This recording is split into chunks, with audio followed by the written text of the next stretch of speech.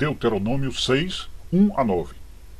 Estes, pois, são os mandamentos, os estatutos e os juízos que mandou o Senhor teu Deus que te ensinassem, para que os cumprisses na terra a que passais para possuir, para que temas ao Senhor teu Deus e guardes todos os seus estatutos e mandamentos que eu te ordeno, tu e teu filho e o filho de teu filho, todos os dias da tua vida, para que teus dias sejam prolongados. Ouve, pois, ó Israel, e atentas em os cumprires, para que bem te suceda e muito te multipliques na terra que mana leite e mel, como te disse o Senhor Deus de teus pais. Ouve, ó Israel, o Senhor nosso Deus é o único Senhor. Amarás, pois, o Senhor teu Deus de todo o teu coração, de toda a tua alma e de toda a tua força. Estas palavras que hoje te ordeno devem estar no teu coração. Tu as inculcarás a teus filhos, e delas falarás assentado em tua casa, e andando pelo caminho, e ao deitar-te, e ao levantar-te. Também as atarás como sinal na tua mão, e te serão sinal em tua testa, entre teus olhos, e as escreverás nos umbrais de tua casa e nas tuas portas.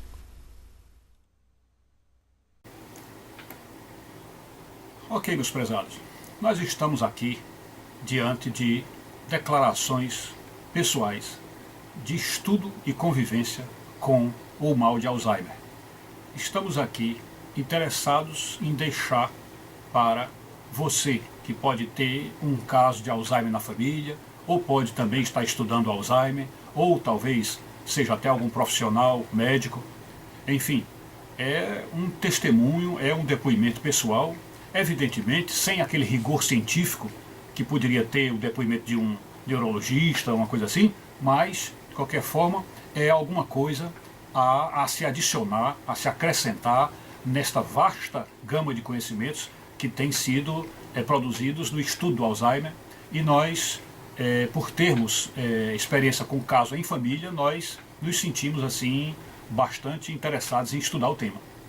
E, evidentemente, por sermos da área teológica, vamos fazer uma abordagem quase sempre baseada ou fundamentada em nossas convicções da área teológica.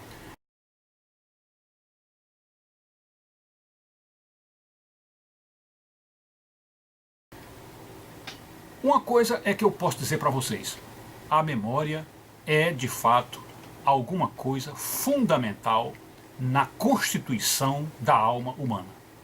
É algo fundamental na constituição da alma humana.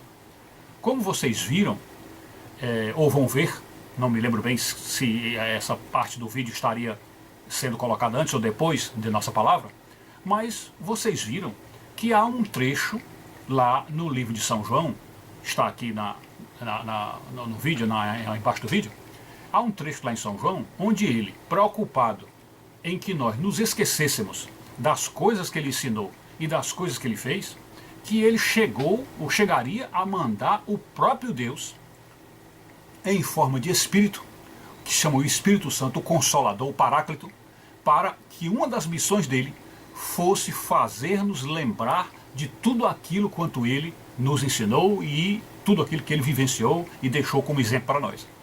Então, isso mostra que o grau de importância da memorização está intimamente relacionado à constituição da alma humana e até da salvação da alma humana. E vocês observam como esta ideia de que é importantíssimo que a pessoa memorize, que a pessoa grave as coisas que viveu e as coisas que falou e as coisas que ouviu, que lá no Velho Testamento, também vamos deixar aqui no link, aliás no link não, embaixo aqui do vídeo, o trecho da Escritura Sagrada onde isso é mencionado.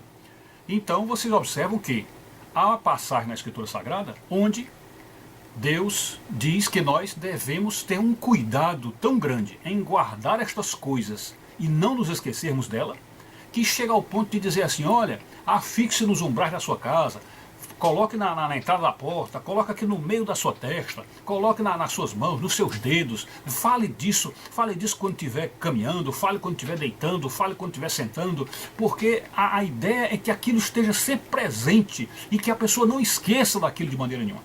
Então, se fosse algo que o esquecimento não importasse, para que Deus se preocupar em que nós tivéssemos tantos cuidados, tantos mínimos cuidados para que aquilo não fosse esquecido. Esse é um ponto de muita reflexão. Mas vamos acompanhar aqui para a gente tentar ver alguma coisa em relação ao texto que embasa nosso vídeo. Então ele diz, a memória é o centro da personalidade. O centro da personalidade.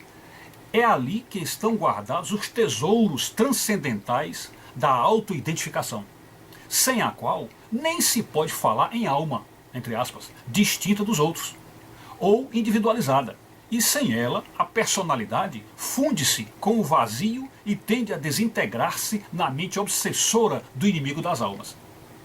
A memória é tão fundamental e decisiva que, para preservá-la a serviço de Deus, Jesus até prometeu uma atuação especial do Espírito Santo em nós, ao dizer, ele virá para vos fazer lembrar de tudo quanto vos tenho dito. Então observem, foi já em parte do que nós dissemos, aí está o complemento do texto, mostrando essa importância da memória. É a autoidentificação da pessoa, é exatamente a distinção, a autodistinção da alma, a pessoa que se reconhece pela memória. E é tão importante, tão fundamental, que Deus mandou o Espírito Santo com a missão de nos fazer lembrar das coisas. E ainda mais, que como a humanidade está sendo regida pelo pecado desde a época da queda, e a Bíblia diz que o salário do pecado é a morte, podemos dizer que o salário do pecado é a morte da memória, que a perda da memória é também um efeito do pecado. Então, portanto, é característica básica da perdição humana o esquecimento das coisas.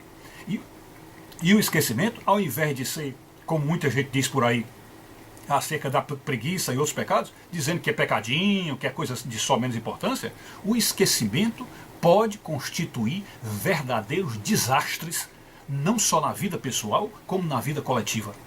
O esquecimento, enfim, pode de fato provocar grandes tragédias. Até mesmo se pode dizer, como aqui tem um autor que coloca, sintetiza a coisa com esta frase, dizendo assim, uma coisa eu posso dizer, de todos os erros que eu cometi, posso assegurar que 99,9% deles foram praticados porque eu me esqueci de alguma coisa. Eu acho que isto é bom nós repassarmos, para nós entendermos o que é isto de fato, a importância disto. Vou repetir, de todos os erros que cometi, uma coisa eu posso dizer, de todos os erros que cometi, posso assegurar que 99,9% deles foram praticados porque eu me esqueci de alguma coisa, certo? Então aí você pode pensar, rapaz, então o sujeito que fuma, rapaz, esqueceu-se que faz mal ao pulmão. A pessoa que adultera, rapaz, esqueceu-se que isso é uma ofensa à mulher que está em casa e aos filhos. O ladrão se esquece que isso está sendo um prejuízo a quem ele roubou e à própria nação, né? O corrupto se esquece que o dinheiro que ele está levando é o dinheiro público, é um dinheiro que iria ajudar escolas, hospitais, etc. E mais, se você for pensar em pecados mais pessoais, você vai ver que todas as vezes que você escreveu um texto errado, que você não fez bem uma prova, que você foi reprovado na escola, tudo isso você vai ver que está diretamente relacionado ao seu esquecimento ou à sua não memorização. Portanto, uma pessoa que sabe memorizar e que memoriza bem as coisas, digamos quem tem uma memória de elefante, essa pessoa é muito mais bem sucedida na vida, não tem a menor dúvida. Mas no segundo ponto, aliás, nesse primeiro ponto, ele diz assim, que essa personalidade, ela funde-se com o vazio, diz bem assim, sem a memória, não se pode nem falar em alma distinta dos outros. Porque quando você se esquece de quem você é, aqui e acolá você confunde o seu nome com o nome de outro e acaba confundindo a própria personalidade. E isso aí é uma coisa de falta de distinção da pessoa. E ele diz que isso é uma tendência ao vazio que faz parte das estratégias do inimigo das almas. O inimigo das almas quer que realmente você se desintegre e você se esqueça de quem você é, se esqueça do amor de Deus por você, se esqueça de fazer o bem. Então, enfim, isso faz parte de uma estratégia do próprio inimigo das almas. Mas o ponto 2 diz assim, não é à toa que os antigos trataram casos de Alzheimer com exorcismos. Não é à toa que os antigos trataram casos de Alzheimer com exorcismos. Isto é, quando a pessoa alcançava uma certa idade e começava a produzir comportamentos que a todos os efeitos e a todos os exemplos que se vê eram típicos de um louco, então essas pessoas eram muitas vezes levados a sessões de exorcismos. Porque a pessoa que tem uma demência e essa demência se apresenta apenas pela falta de memória, apenas esquecimentos, que eu considero assim meio normais já na fase da velhice, são normais. Por exemplo, você esqueceu onde deixou a chave do carro, esqueceu onde deixou os documentos, eu acho que isso é normal entre aspas, né, claro, mas quando se trata daquela pessoa que tem uma demência, que a demência afetou o centro da cognição e com esse dano cerebral, a pessoa passou a apresentar comportamentos completamente prejudiciais à sua convivência social, ao ponto às vezes de se tornar violento, agressivo, imoral, por exemplo, tirar a roupa na frente de todo mundo, enfim. Quando começa a haver esses comportamentos típicos de um louco, os antigos muitas vezes trataram isto com sessões de exorcismo. E eu pergunto, os antigos estavam errados? Talvez não. Talvez não. Porque nós sabemos que os efeitos produzidos pela presença do inimigo dentro das almas é justamente isso, transformar a pessoa em uma pessoa agressiva, falar com voz estranha, vamos dizer, agredir os outros, atitudes imorais, desrespeito para com as crianças, como por exemplo partir para pedofilias, necrofilias e outros comportamentos sexuais completamente estranhos, né? Zoofilias, etc. Então, esses comportamentos assim, que muitas vezes são produzidos pelas demências, os antigos usavam exorcismos para isto, e não podemos dizer que eles estavam 100% errados, porque quando o demônio de fato entra numa alma, ele produz justamente esses comportamentos loucos, esses comportamentos completamente antissociais e prejudiciais à convivência. No 3, nós temos aqui uma menção lembrando o seguinte. Veja bem, C.S. Lewis, o patrono da nossa escola, nosso mestre emérito, ele falou que o demônio possuiu o corpo de um cadáver. O demônio possuiu o corpo de um cadáver. Então, raciocinemos assim, se um cadáver pode ser usado para fazer o mal, por que uma pessoa com a mente desintegrada pelo Alzheimer não pode ser usada? Então, observe bem como este parâmetro, como esse símile, essa figura que estamos usando, é bem pertinente. Se o demônio foi capaz de usar um corpo morto, isto é, de um cadáver, que não tinha mais vida nenhuma, foi capaz de usar este corpo morto e produzir um grande mal, como é que ele não fará um grande mal com a pessoa ainda viva, mas com a cabeça completamente desintegrada?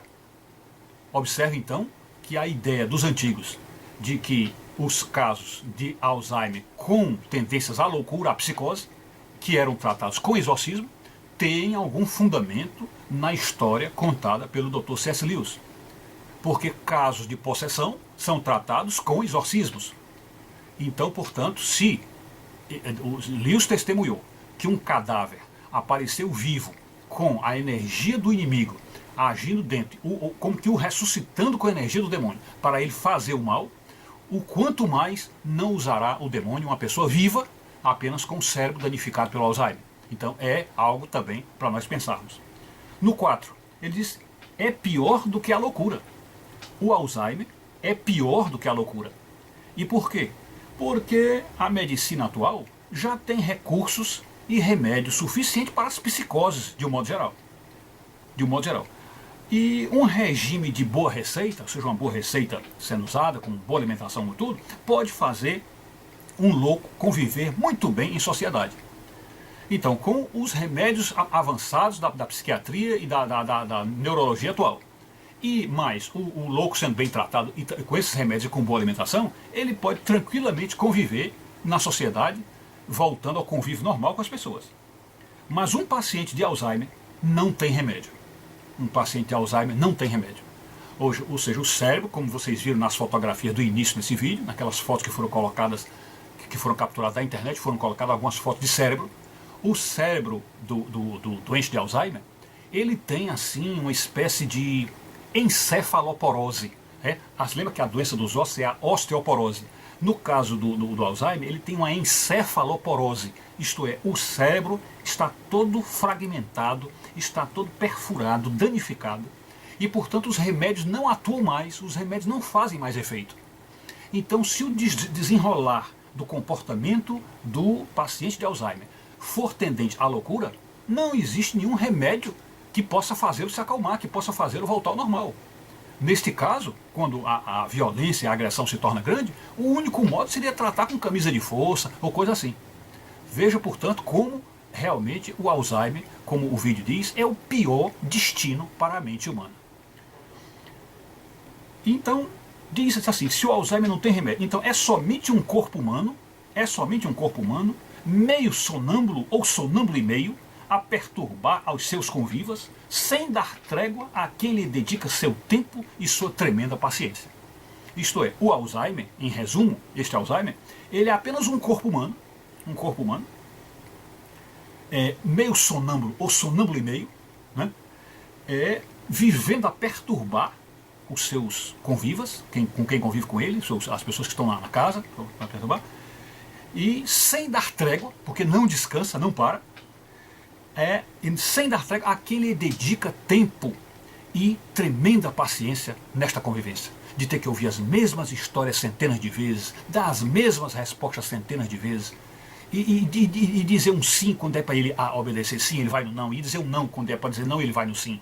Enfim, é essa dificuldade terrível que dificilmente um louco, um psicótico promove, a não ser que seja um louco psicótico não remediado, né? Sem remédios. Então sim, mas o louco bem tratado, bem cuidado, não provoca jamais isso aí. E o quinto, que nós vimos aqui, ele diz assim, pior, o comportamento do Alzheimer é sempre voltado para o pior. Sempre voltado para o pior. Vamos ver o exemplo. Ao invés de terem funcionando a parte de sua mente que cultiva o bem e a pureza, isto é, repetindo, ao invés de terem funcionando a parte de sua mente que cultiva o bem e a pureza, quase sempre eles tendem a usar a parte da mente que funciona para o mal. E por isso os pacientes de Alzheimer podem partir para a violência, para a imoralidade sexual e às vezes até para estupros, sendo em muitos casos necessário isolamento ou cerceamento para evitar tragédias maiores. Então, essa é uma das coisas muito peculiares e muito preocupantes, muito impressionantes, é que a tendência desses cérebros danificados não é irem para a pureza, para a santidade, para a vida casta, para a vida calma. Não. A tendência é para a agitação e a violência. E a maldade, a imoralidade. Então isto tudo acaba redundando em sintomas que se assemelham bastante aos casos de possessão, sem dúvida nenhuma. Então, em resumo, eu volto a repetir aquela frase do início, daquele autor que diz, uma coisa eu posso dizer, de todos os erros que cometi, posso assegurar que 99% deles foram praticados porque eu me esqueci de alguma coisa. Então isso mostra que a hegemonia, a soberania da memória é fundamental em todo o reino de Deus, em todo o plano de Deus, e não é à toa que Deus deixou um livro para nós, um livro onde se registra até os passos e a vida diária, o cotidiano do Salvador. Porque se aquilo não tivesse sido registrado, se não tivesse sido guardado em livro, e observem que nos primeiros 3 séculos depois de Cristo, a Bíblia que existia era apenas Bíblia de tradição oral, era só passada de boca a boca. Portanto, era o que as pessoas lembravam que estava sendo passado para os outros. Então, se no século III ali não tivesse sido feita aquela coisa da canonização, e pegaram aqueles livros, os principais livros, e deixassem registrados as partes principais da vida de Jesus, o que seria de nós hoje? O que seria de nós? Como nós iríamos saber da vida do Nazareno, do que ele fez, do que ele pediu, do que ele realmente requer de nós? Então, observem que o próprio fato de Deus ter deixado uma Bíblia, um livro Bíblia para nós, é uma prova da importância da memória. Pois bem, queridos, então, apenas para concluir, retorno que nós fazemos ao texto que foi lido, que nós imaginávamos que fosse ficar depois do vídeo, mas foi no começo, quando nós lemos aquele texto, que é o Deuteronômio, o texto lá no 5º livro da Bíblia, né, no Deuteronômio, capítulo 6, versículos de 1 a 9, onde Moisés faz a primeira grande menção, a primeira grande citação, vamos dizer assim, pontuando com bem clareza a importância da memória, quando ele chega a pedir aos ouvintes da palavra de Deus, aos seguidores dele, que tivessem tanto cuidado para não esquecer aquela mensagem de Deus, tivessem um cuidado tão grande com isso, que fizessem até, como se diz, amarrassem no dedo, botassem na frente da testa, no umbral das portas, falassem quando estivesse sentando, deitando, andando, para que a memória ficasse sempre bem pisada, repisada, e as pessoas não se esquecessem. Então aí fechamos com chave de ouro esse texto, mostrando então o grande perigo do Alzheimer, e realmente, como diz o título do livro, que o Alzheimer é o pior destino para a mente humana. E diante de todas essas desgraças, diante de todos esses problemas que o Alzheimer levanta, também não ficamos, vamos dizer, admirados, e não nos espantamos, e não, vamos dizer assim, criticamos ou rebatemos as pessoas que chamam o Alzheimer de uma maldição. Não criticamos de maneira nenhuma, porque se não é maldição para ele, que está vivendo Alzheimer, geralmente é maldição para a família, é maldição para os convivas, e aí ficamos a pensar, que grande mal, ou que grande pecado poderia cometer uma alma para merecer um destino desse? Porque, de fato, é inexplicável. Muitas vezes, aquela alma aparentemente boa, aparentemente bondosa, nós não sabemos, não conhecemos os pecados de ninguém profundamente, então aquela alma aparentemente boa, a uma certa altura da vida, lá pelos, sei lá, 60, 70, 80, pum, dá um negócio e a pessoa passa a agir completamente deslocado, completamente deslocado. Então, a única pergunta que temos a fazer é o que é que esta pessoa fez para merecer tal destino. Porque, evidentemente, é muito melhor que a pessoa, antes de ter o Alzheimer, a vida física se encerre. É muito melhor que seja isso. Acho que qualquer um de nós prefere ou preferirá ter a sua vida física encerrada antes de ter um destino desse, sem dúvida nenhuma. E acho até mesmo que, quando lá no juízo final, fazendo aqui uma parábola, lá no juízo final, uma alma pecadora chegar para Deus e dizer assim, olha, mas você, quer dizer, uma alma pecadora e que teve Alzheimer, né? Chegar para Deus e dizer assim, olha, mas você não me deu tempo para me aprender as coisas de Deus, você me deu muito pouco tempo de vida. Eu acho que a única coisa que Deus poderá responder para essa pessoa e dizer é o seguinte, olha, você teve tanto tempo, mas tanto tempo, que seu corpo ficou vivo e seu cérebro morreu e você não me deu resposta. Eu lhe dei tanto tempo que o seu corpo viveu muito mais do que deveria viver. Tanto mais que o seu cérebro morreu e não acompanhou a saúde e toda a energia que eu dei para o seu corpo.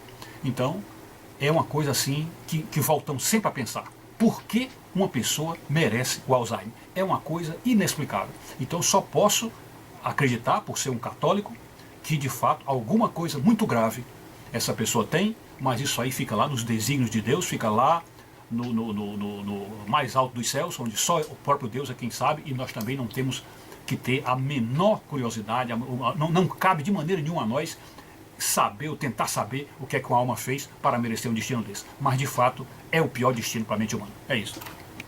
Estes, pois, são os mandamentos, os estatutos e os juízos que mandou o Senhor, vosso Deus, para se vos ensinar, para que os fizesseis na terra que passais a possuir. Para que temas ao Senhor, teu Deus, e guardes todos os seus estatutos e mandamentos, que eu te ordeno, tu, e teu filho, e o filho de teu filho, todos os dias da tua vida, e que teus dias sejam prolongados.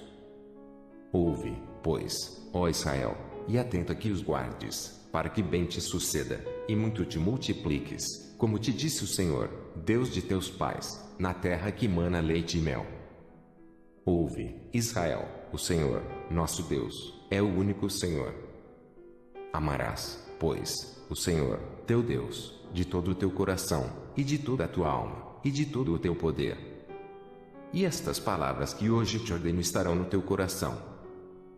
E as intimarás a teus filhos, e delas falarás assentado em tua casa, e andando pelo caminho, e deitando-te, e levantando-te. Também as atarás por sinal na tua mão, e te serão por testeiras entre os teus olhos.